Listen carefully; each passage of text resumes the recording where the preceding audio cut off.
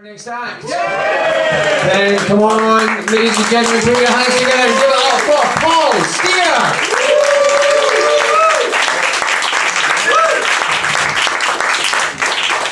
Thank you for that welcome.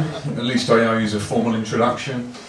My name's Paul, and following a recent birthday, I now identify, unfortunately, as a 50-year-old male. Thank you for your pity.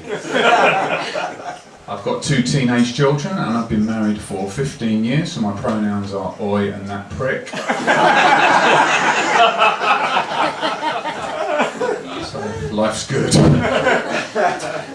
On my birthday, one of my daughter's friends said to me, "Now that you're a non-diverse, white, middle-aged man, you probably won't get as many opportunities in life."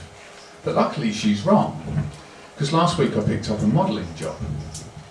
And you're looking at the face of a new campaign about stranger danger.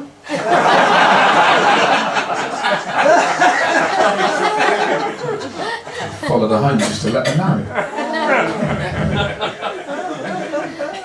But I don't think it's a good time to be a man. You know, we finished 7th in a survey about things people no longer trust. And I do understand why. It's just not nice to be on a list that includes Russia, China, and gluten. But it's also not fair to say that all men are the same, is it? So I don't know if you saw that thing on Instagram that said that most women would rather be alone in the woods with a wild animal than with a strange man. What that highlighted to me is just how difficult it is to find a bear costume.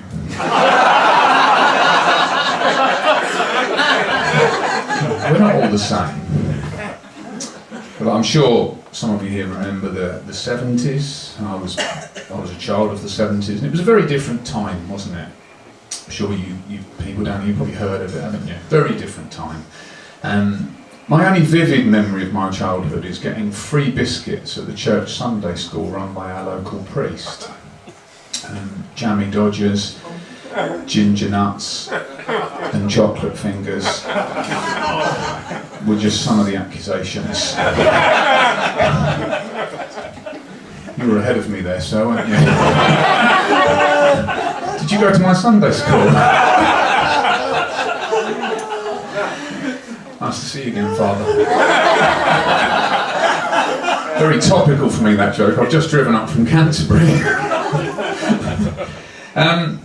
But I'll be honest, I've struggled turning 50, and I keep comparing myself to other men. What doesn't help is, do you know Tom Cruise is 60? I know, still flying jet planes through the eye of a needle. The other day I hit a bollard in Lidl's.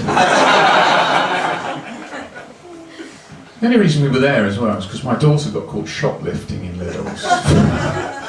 We were so disappointed because we live really close to a Waitrose. And I know you can't always find what you want in Lidl's, but she got caught stealing sweets, George Foreman grill and a kayak.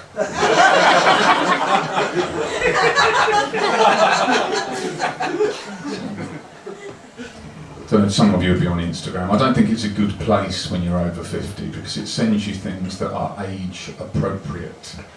Every day I get the 10 best exercises for men in their 50s.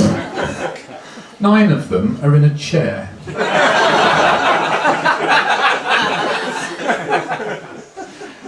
Also get a lot of Viagra adverts, don't we? And my wife thought it'd be funny on my birthday to get me Viagra. And she said, make sure you follow the instructions. It says on the box, perform like you're 18 years old again. So I took a pill and had a wank in a rugby sock.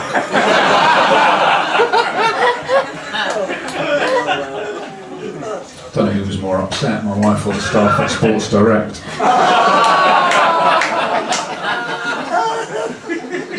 It is tough when you get older, isn't it? Keeping the excitement in your relationship. And I do try, I really do try. One night I said to my wife, I've been a very naughty boy. I'd really like you to punish me. And she went off and cancelled Sky Sports. Fired a little bit. She suggested once that we each think of a character that we really fancied so we could do some role play in the bedroom, and I didn't really like that. And don't get me wrong, she looked amazing as Kylie Minogue. But I had to dress up as my brother.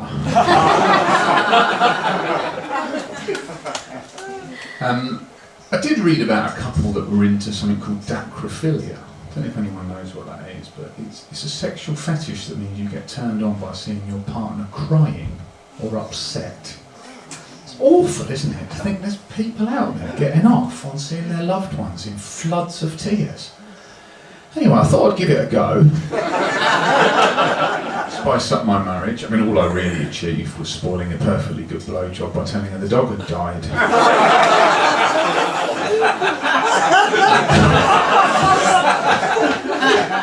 Gets a mixed response, that one.